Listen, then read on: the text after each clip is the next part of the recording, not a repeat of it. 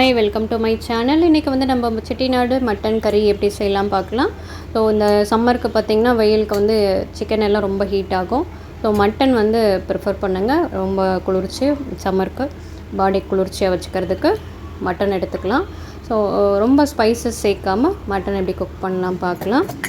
இப்போ நம்ம ஒரு பேன் எடுத்துக்கிட்டு 2 ஸ்பூன் வந்து ஆயில் சேர்த்துக்கலாம். ரொம்ப ஈஸியாகவும் ஃபாஸ்ட்டாக நம்ம வந்து இந்த மட்டன் கிரேவி செஞ்சு முடிக்கலாம். வந்து 15 பீஸ் போல் 2 கை அளவுக்கு சின்ன வெங்காயம் எடுத்துக்கலாம். ஒரு 4 பீஸ் வந்து இஞ்சி, 10 போல் பூண்டு பல் எடுத்துக்கலாம். கசகசா ஒரு ஸ்பூன் சேர்த்தாச்சு. 2 ஏலக்காய் சேர்த்துக்கலாம். ஒரு பட்டை சேர்த்துக்கணும். ஒரு ஸ்பூன் ஜீரகம் சேர்த்துக்கலாம். ஒரு ஸ்பூன் சோம்பு சேர்த்துக்கலாம். ஒரு ஸ்பூன் மிளகு சேர்த்துக்கலாம். இப்போ இதெல்லாம் நம்ம நல்லா ஃப்ரை பண்ணி எடுத்துக்கலாம். நல்லா ஃப்ரை பண்ணி எடுத்து நம்ம ஒரு மிக்சரில் போட்டு பேஸ்ட் பண்ணி எடுத்து தனியாக வச்சுக்கணும். இப்போ நல்லா வதங்கட்டும். நல்லா வதங்கினதுக்கப்புறம் நம்ம வந்து தனியாக பேஸ்ட் பண்ணி எடுத்து வச்சுக்கலாம். இப்போ தாளிக்கிறதுக்கு ஒரு குக்கரில் தாளிச்சிக்கலாம். 2 ஸ்பூன் அளவுக்கு எண்ணெய் சேர்த்துக்கோங்க. எக்ஸஸ் ஆயில் இருக்கணும்னா 3 ஸ்பூன் ஆயில் கூட சேர்த்துக்கோங்க. ஸோ நான் 3 ஸ்பூன் எண்ணெய் சேர்த்துருக்கேன்.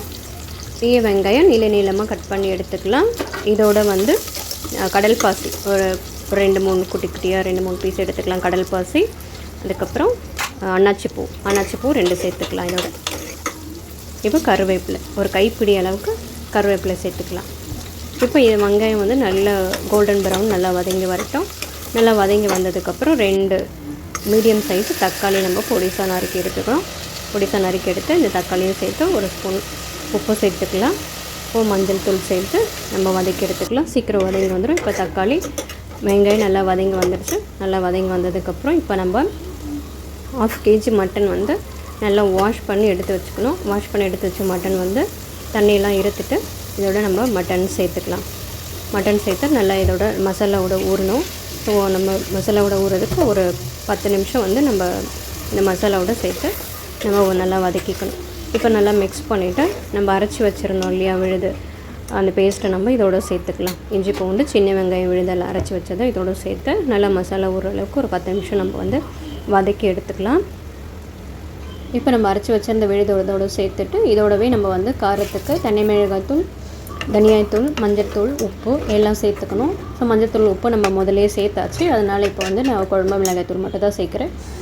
மட்டன் மசாலா பொடி இருக்கிறா மட்டன் மசாலா பொடி சேர்த்துக்கோங்க.